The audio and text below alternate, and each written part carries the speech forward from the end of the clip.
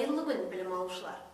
Бүгінгі біздің кезекті тақырыбымыз күрделі электр тізбектері, Кирков заңдары. Кирков заңдарын қолдана отырып, тізбектің негізгі есептерін шығару. Жалпы күрделі тізбек дегеніміз бұл бірнеше тармақталған бөліктен тұратын электр тізбектері. Яғни біз алдында қарапайым электр тізбегін өткенбіз, ол кезде бірақ контурдан тұрған болатын, ал бүгінгі күрделі электр тізбегінде тоқ бірнеше контурда жүретін болады. Осындай күрделі тізбектердің негізгі бөліктері бар. Бұлар тармақ, түйін және контур. Осы үш анықтамамен танысып, глоссарий жазатын боламыз. Кирков заңдары негізгі екі түрге бөлінеді тізбекте, яғни Кирковтың бірінші заңы және Кирковтың екінші заңы. Кирковтың бірінші заңы не дейді? Кирковтың бірінші заңы бойынша тізбектегі кез келген түйінде тоғысатын тоқтардың алгебралық қосындысы нөлге тең. Немесе басқаша сөзбен айтқанда, тоқ жоқтан пайда болмайды, яғни сол бір контурда циркуляция жасап жүреді. Яғни бір түйінге кірген тоқтардың қосындысы шыққан тоқтардың қосындысына тең. Яғни түйінде ешқайда жоғалмайды. Қанша тоқ кіреді түйінге, сонша тоқ шығады деген мағынаны береді. Енді Кирковтың екінші заңына тоқталатын болсақ, Кирковтың екінші заңы бойынша электр қозғаушы күштердің қосындысы, алгебралық қосындысы осы контурдағы кернеулердің төмендеуінің қосындысына тең болады. Қазір осы заңдылықтарды презентация бойынша толық түсіндіретін боламын. Назарларыңыз менде болсын. Жалпы күрделі электр тізбегі дегеніміз қандай тізбек? Бұл кез келген тармақталған электр тізбегі аталады. Яғни біз алдыңғы сабақта қарапайым электр тізбектерін қарастырған болатынбыз. Яғни ол жерде ешқандай тармақ жоқ, бір ғана контурдан тұрған. Енді күрделі электр тізбектерінде бізде тармақталған болып келеді, яғни бірнеше контурдан тұрады. Енді бұндай тізбектердің құрамына не кіреді? Яғни уақыт бірлігінде өзгермейтін тоқ және кернеу көздері кіреді, және сызықты резисторлар кіреді. Енді күрделі тізбектерді есептеу үшін біз Кирков заңдарын және осы заңдарға негізделген әдістерді пайдаланамыз. Соны бүгінгі тақырыпта қарастырамыз. Енді мына тізбекке қарайтын болсаңыздар, бұл бізде тармақталған, яғни күрделі электр тізбегі. Міне қарап тұрсаңыздар, мынау бірінші контур болып табылады, мынау екінші контур болып табылады. Яғни тәуелсіз контурлар. Және ортақ бір тәуелді контур бар. Яғни өздерің түсініп отырған шығарсыңдар, тармақталған дегеніміз, яғни мынандай контурлары көп, тармақтары көп, электр тізбегі бізде күрделі болып табылады. Енді осындай электр тізбегі негізгі бізде үш бөліктен тұрады. Бұл түйін, тармақ, контур деп аталады. Енді осы үшеуіне кезек-кезек анықтама беріп өтейік. Тармақ дегеніміз не? Тармақ дегеніміз бойынан бір ғана тоқ өтетін электр тізбегінің бөлігі. Яғни бір тармақтан бір мәнді ғана тоқ өтеді екен, естеріңде болсын. Келесі түсінік бұл түйін. Түйін дегеніміз үш немесе одан да көп тармақтардың бір нүктеде тоғысуы болып табылады. Орынбасарлық схемада, яғни сұлбада біз оны нүкте ретінде көрсетеміз. Келесі үшінші түсінік бұл контур. Яғни контур дегеніміз бірнеше тармақтардың жүретін тұйықталған бөлігі. Яғни бір тоқ жүріп өтетін тұйықталған бөлік десек те болады. Енді мына жәнегі біздің схемамызға қарап көрейік. Осы схемада біз неше түйін көріп тұрмыз.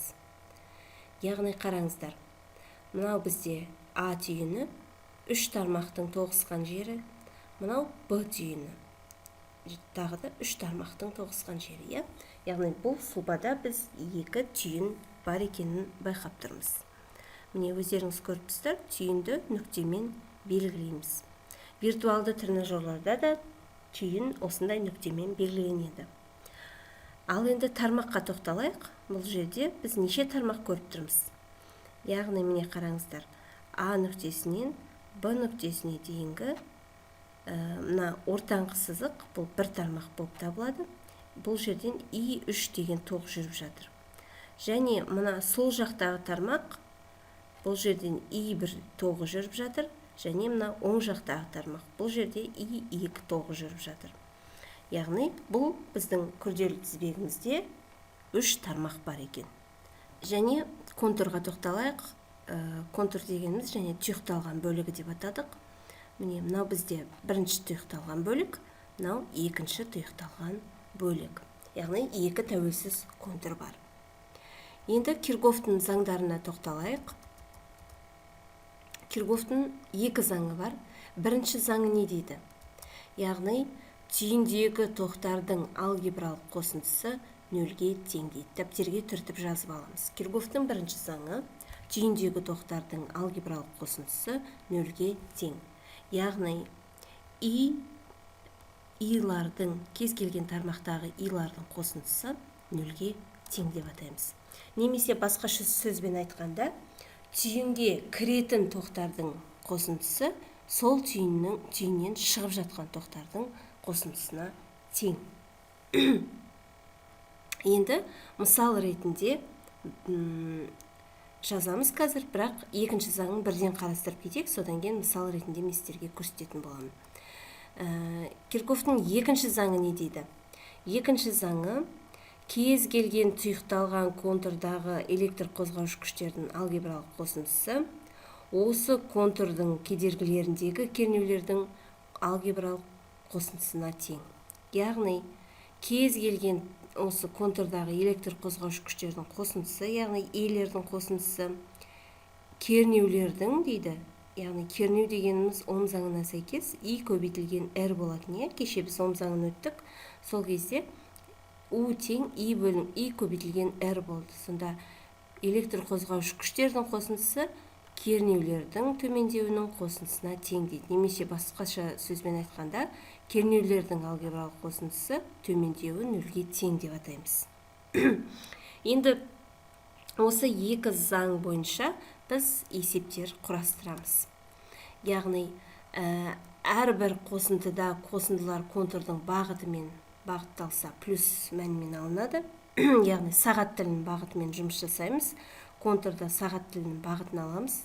Есептегенде, егер де сағат тілінің бағытымен бағыттас болса, плюс таңбамен жазамыз. Сағат тілінің бағытына қарама-қарсы болса, минус таңбасымен жазылады. Міне, мына тізбекті қарастырыңыздар. Міне, сағат тілімен бағытымен бағыттас болса, И1 плюс таңбасымен, И3 плюс таңбасымен, И2, И4, И5 барлығы плюс таңбасымен алынады. Енді Киргоф заңдарын пайдаланып, тізбектердегі тоқтарды біз анықтай аламыз.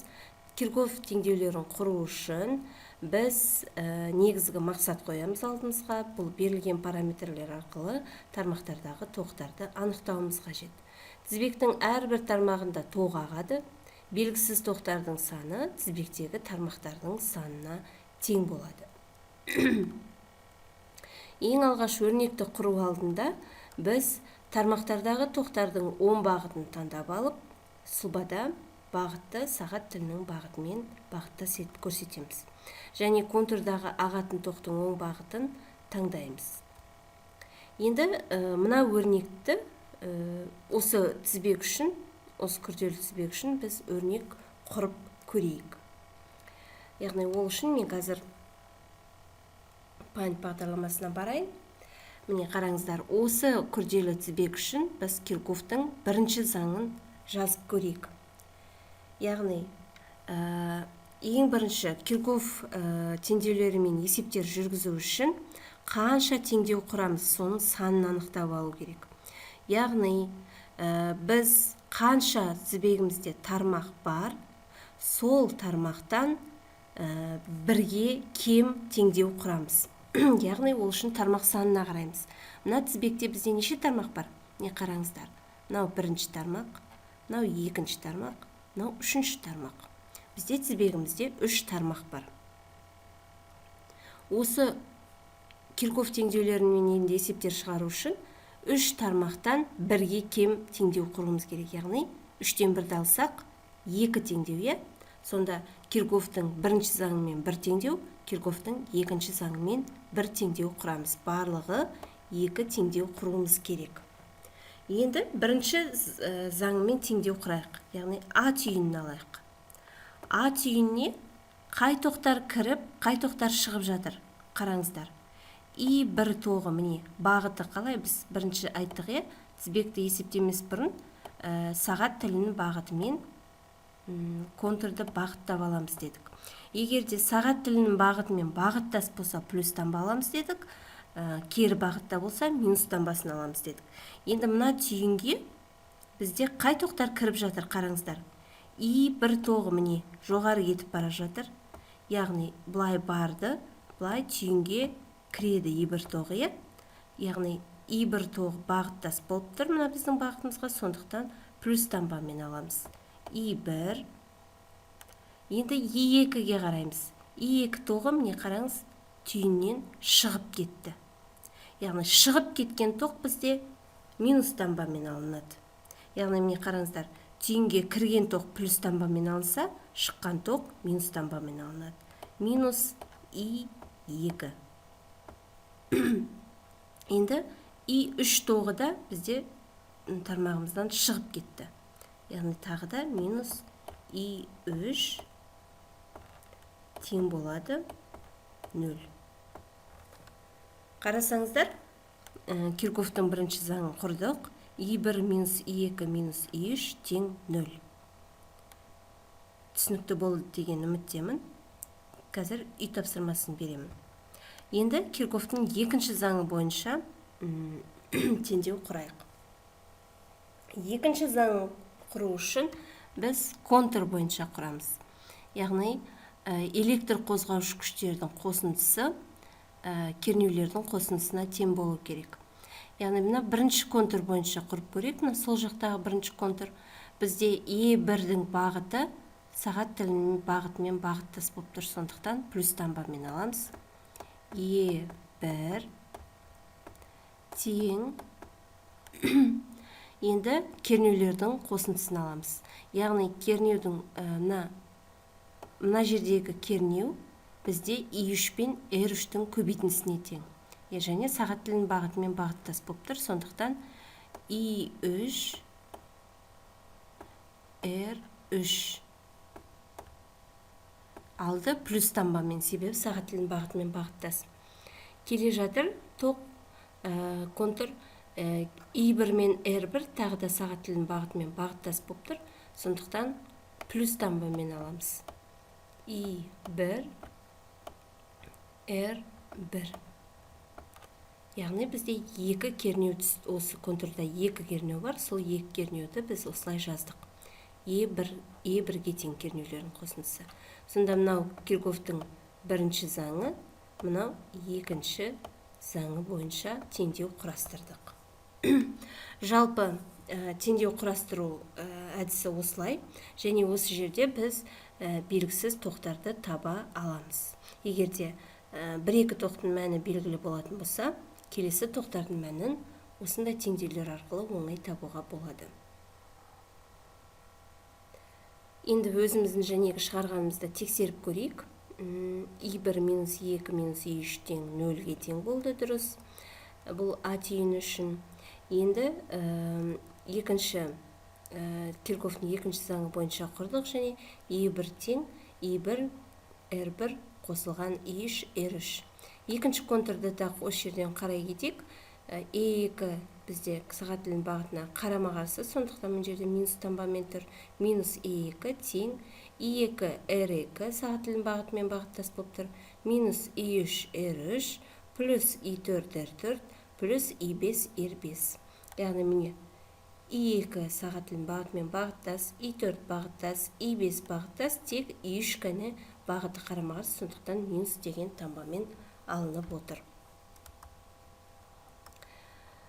Так, студенттер, бүгінгі біздің тақырыбымыз осы Киркоф заңдары болатын.